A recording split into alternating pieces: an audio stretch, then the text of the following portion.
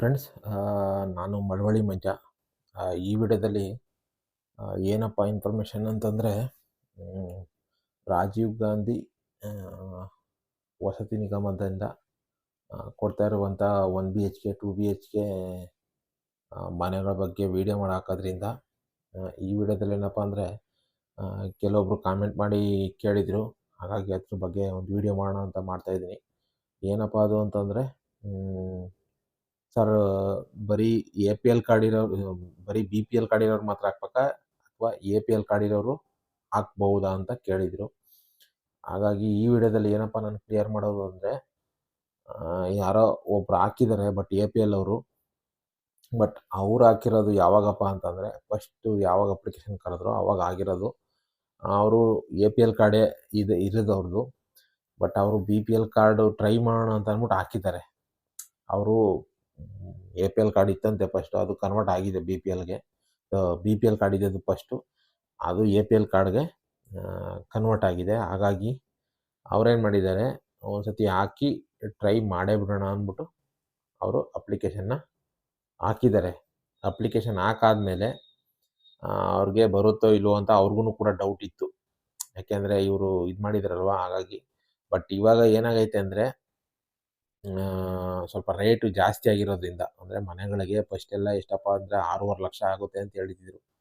6.5-7 ಲಕ್ಷ ರೂಪಾಯಿ ಆಗುತ್ತೆ ಮನೆಗೆ, ಜಾಸ್ತಿ ಆಗಲ್ಲ ಅಂತ ಹೇಳ್ತಿದ್ರು. ಬಟ್ ಇವಾಗ ಇವ್ರೇನು ಮಾಡ್ತಾಯಿದ್ದಾರೆ, ಸ್ವಲ್ಪ ಜಾಸ್ತಿ ಮಾಡಿದ್ದಾರೆ ರೇಟ್. ಅಂತಂದರೆ ಮಾಮೂಲಿ ಜನರಲ್ ಕ್ಯಾಟಗರಿಯವ್ರಿಗಾದರೆ 8 ಲಕ್ಷ, ಮಾಮೂಲಿ ಕ್ಯಾಟಗರಿಯವ್ರಿಗಾದರೆ 7,23,000 ರೂಪಾಯಿ ಏನೋ ಬಂದು ನಿಂತಿದೆ, ಸಬ್ಸಿಡಿ ಎಲ್ಲ ಕಳೆದು.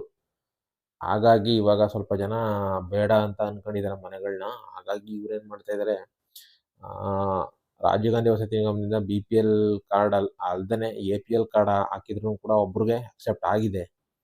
ಬಟ್ APL ಕಾರ್ಡು ಹಾಕ್ಬೋದು ಅಂತ ನನ್ನ ಅಭಿಪ್ರಾಯ ಅನಿಸುತ್ತೆ. ಬಟ್ ಅವ್ರಿಗೆ ಆಗಿದೆ, ನಾನು ನೋಡಿದ ಪ್ರಕಾರ ಒಬ್ರಿಗೆ ಹಾಕಿದ್ದಾರೆ, ಅವ್ರಿಗೆ ಆಗಿದೆ. ಅಲಾಟ್ಮೆಂಟು ಆಗಿ ಆಲ್ರೆಡಿ ಅವರು ಅಮೌಂಟು ಕೂಡ ಕಟ್ಬಿಟ್ಟಿದ್ದಾರೆ. ಅಂದರೆ ಅವರು 7 ಲಕ್ಷನೋ 8 ಲಕ್ಷನೋ ಬಂದಿದೆ ಅವ್ರದ್ದು. ಅವರು ಅಮೌಂಟ್ನ ಪೂರ್ತಿ ಟೋಟಲ್ ಅಮೌಂಟ್ನ ಕಟ್ಟಿ ಮನೆಯೂ ಆಲ್ರೆಡಿ ತಗೊಂಡಿದ್ದಾರೆ. ಇನ್ನೊಂದು ಕೀ ಒಂದು ಇಸ್ಕೋಬೇಕು ಅಷ್ಟೇ, ಹಾಗಾಗಿದೆ. ಹಾಗಾಗಿ ನೀವು ಕೇಳ್ತಿದ್ದು APL ಕಾರ್ಡ್ ಮಾತ್ರ ಹಾಕ್ಬೇಕಾ, BPL ಕಾರ್ಡ್ ಮಾತ್ರ ಹಾಕ್ಬೇಕಾ, APL ಅವ್ರು ಹಾಕೋಕ್ಕಾಗಲ್ವ ಅಂತ. APL ಕಾರ್ಡ್ ಇದ್ರೂ ಪರವಾಗಿಲ್ಲ, ಒಂದು ಸತಿ ಅಪ್ಲಿಕೇಶನ್ನ ಹಾಕಿ. 1 BHKಗಾದರೂ ಹಾಕಿ, 2 BHKಗಾದರೂ ಹಾಕಿ. ಬಟ್ ಏನಪ್ಪ ನಾನು ಹೇಳೋದು ಅಂತಂದರೆ, ತಲೆ ಕೆಡಿಸ್ಕೋಬೇಡಿ, ಆಗುತ್ತೆ. ಯಾಕೆ ಅಂತಂದರೆ ಇವರು ದುಡ್ಡು ತಗೊಂಡು ಮನೆಗಳನ್ನ ಕೊಡ್ತಾ ಇರೋದ್ರಿಂದ. ಯಾಕೆಂದರೆ ಸರ್ಕಾರ ವತಿಯಿಂದ ಫ್ರೀಯಾಗೇನು ಕೊಡ್ತಾ ಇಲ್ಲ ಮನೆಗಳನ್ನ, ಇವರು ದುಡ್ಡು ಕಟ್ಸ್ಕೊಂಡೇ ಕೊಡ್ತಾ ಇರೋದು. ಹಾಗಾಗಿ ನೀವು APL ಕಾರ್ಡ್ ಇದ್ರೂ ಕೂಡ ಟ್ರೈ ಮಾಡ್ಬೋದು. ಯಾಕೆ ಅಂತಂದರೆ ಇವರು ದುಡ್ಡು ತಗೊಂಡೇ ಕೊಡ್ತಾ ಇರೋದು, ಮನೆನ ಏನು ಫ್ರೀಯಾಗಿ ಏನು ಕೊಡ್ತಾ ಇಲ್ಲ. ಹಾಗಾಗಿ ನೀವು APL ಕಾರ್ಡ್ ಇದ್ರೂ ಯಾವುದೇ ಭಯ ಇಲ್ಲ, ಹೆದರ್ಕೋಬೇಡಿ, ಅಪ್ಲಿಕೇಶನ್ ಹಾಕಿ ಅಂತ ಹೇಳ್ತೀನಿ ನಾನು. ಹಾಗಾಗಿ ಈ ವಿಡಿಯೋ ಫಸ್ಟೇ ಮಾಡಬೇಕಾಗಿತ್ತು, ಬಟ್ ನನಗೆ ನೆನಪಿರಲಿಲ್ಲ. ಈಗ ಯಾರೋ ಕಾಮೆಂಟ್ ಮಾಡೋದಕ್ಕೆ ಅದೊಂದು ನೆನಪತ್ತು. ಬರೀ BPL ಅವರೇ ಹಾಕ್ಬೇಕಾ ಕಾರ್ಡ್ ಇರೋರು, APL ಅವ್ರು ಹಾಕ್ಬಾರ್ದ ಅಂತ.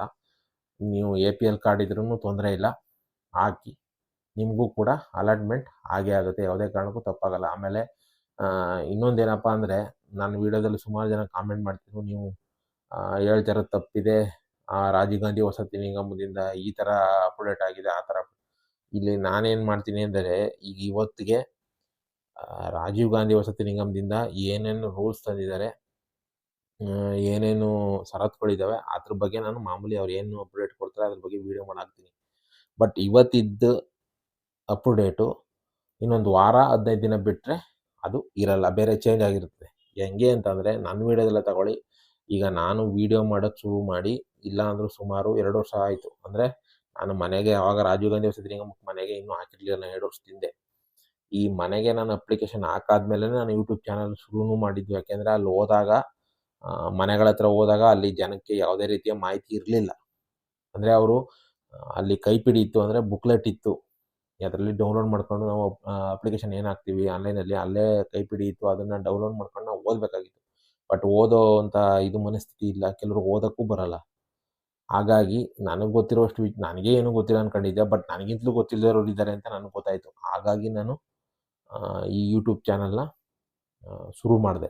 ಯಾಕೆಂದರೆ ನನ್ನಲ್ಲಿ ಇರುವಂಥ ವಿಚಾರಗಳು ನನಗೇನು ಗೊತ್ತಾಗುತ್ತೆ. ಹೇಗಿದ್ದರೂ ನಾನು ಅಪ್ಲಿಕೇಶನ್ ಮನೆಗಳ ಅಪ್ಲಿಕೇಶನ್ ಹಾಕಿದ್ದೀನಿ, ನನಗೂ ಒಂದೊಂದು ವಿಚಾರಗಳು ಗೊತ್ತಾಗ್ತಾ ಇರ್ತದೆ. ಹಿಂಗೆ ಆಗ್ತಾ ಇದೆ, ಈ ಥರ ಮನೆ ಕಟ್ತಾ ಇದ್ದಾರೆ, ಇಷ್ಟು ಥರ ದುಡ್ಡು ತಗೋತಾ ಇದ್ದಾರೆ ಅಂತ ಎಲ್ಲ ಗೊತ್ತಾಗ್ತಾ ಇರ್ತದೆ. ನಾನು ಕೂಡ ಆ ವಿಚಾರಗಳ ಬಗ್ಗೆ ತಿಳ್ಕೊತಾ ಇರ್ತೀನಿ. ಹಾಗಾಗಿ ಹೇಗೂ ನನಗೆ ಗೊತ್ತಿರೋ ವಿಚಾರನ ಇನ್ನೊಬ್ರಿಗೆ ಶೇರ್ ಮಾಡೋಣ ಅನ್ನೋ ಉದ್ದೇಶದಿಂದ ನಾನು ಯೂಟ್ಯೂಬ್ ಚಾನಲ್‌ನ ಶುರು ಮಾಡಿದೆ. ಹಾಗಾಗಿ 2 ವರ್ಷದ ಹಿಂದೆ ಇದೇ BJP ಸರ್ಕಾರ ಇತ್ತು ಅವಾಗ. BJP ಸರ್ಕಾರ ಇತ್ತು. ವಸತಿ ಸಚಿವ ವಿ. ಸೋಮಣ್ಣವರಿದ್ದರು. ಅವರು ಮನೆಗಳ ವಿಸಿಟ್ ಕೊಟ್ಟು 6 ಲಕ್ಷನೋ 6.5 ಲಕ್ಷನೋ ಮನೆಗೆ ಫಿಕ್ಸ್ ಮಾಡಿ ರೇಟ್‌ನ ಎಲ್ಲನೂ ಮಾಡಿ ಓಕೆ ಆಗಿತ್ತು. ಬಟ್ ಅಷ್ಟರಲ್ಲಿ ಏನಾಯಿತು, ಎಲೆಕ್ಷನ್ ಬಂತು. ಎಲೆಕ್ಷನಲ್ಲಿ BJP ಸರ್ಕಾರ ಹೋಯಿತು, ಕಾಂಗ್ರೆಸ್ ಸರ್ಕಾರ ಬಂತು. ಹಾಗಾಗಿ ಆಗ 6.5 ಲಕ್ಷ 7 ಲಕ್ಷ ಹೇಳಿದ್ದ ಅವರು ಇವಾಗ 11.5 ಲಕ್ಷಕ್ಕೆ ತಗೊಬಂದು ನಿಲ್ಲಿಸಿದ್ದಾರೆ. 11,23,000ಕ್ಕೆ ತಗೊಬಂದು ಮನೆನ ನಿಲ್ಲಿಸಿದ್ದಾರೆ.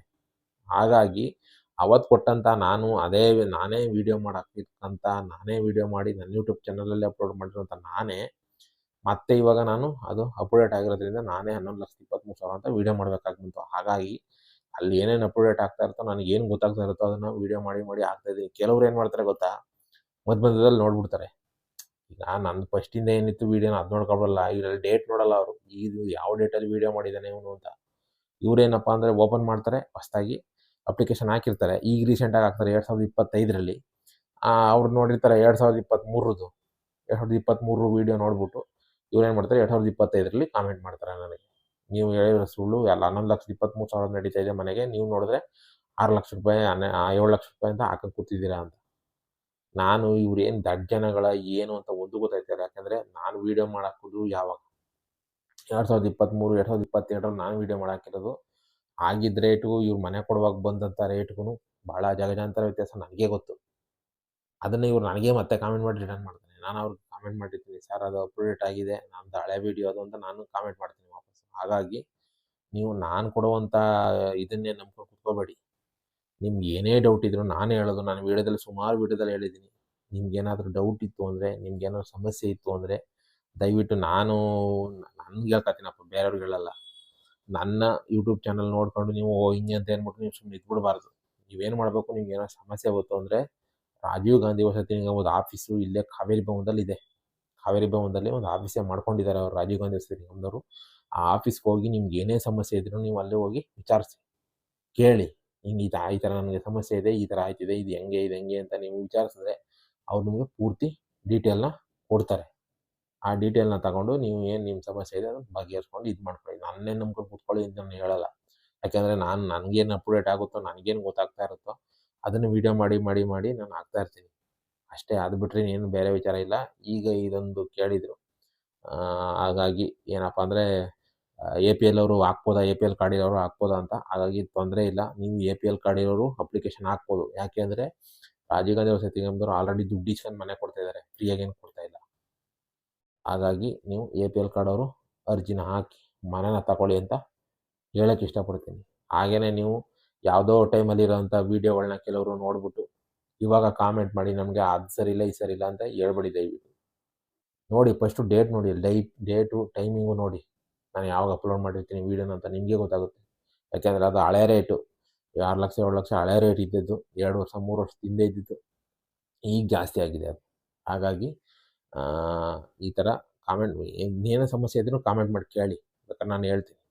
ನಿಮಗೆ ಇನ್ನೂ ಸಮಸ್ಯೆ ಆಯಿತು ಅಂದರೆ ತೊಂದರೆ ಇಲ್ಲ, ನನಗೆ ಕಾಮೆಂಟ್ ಮಾಡಿತು ಅಂದರೆ ಈ ಥರ ಆಗಿದೆ ಸರ್, ಏನು ಮಾಡಬೇಕು ಅಂತ ಹೇಳಿದ್ರೆ ಅದನ್ನು ಕೂಡ ನಾನು ನಿಮ್ಗೆ ಖುದ್ದಾಗಾರು ಹೇಳ್ತೀನಿ, ಇಲ್ಲಾಂದರೆ ಅದ್ರ ಬಗ್ಗೆ ಒಂದು ವೀಡಿಯೋನೇ ಮಾಡಾಕ್ತೀನಿ, ತಲೆ ಕೆಡಿಸ್ಕೋಬೇಡಿ ಆಯಿತಾ.